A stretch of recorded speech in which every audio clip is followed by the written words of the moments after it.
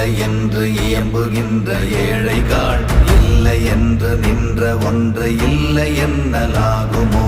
இல்லை அல்ல என்றும் அல்ல, இரண்டும் ஒன்றி நின்றதை எல்லை கண்டு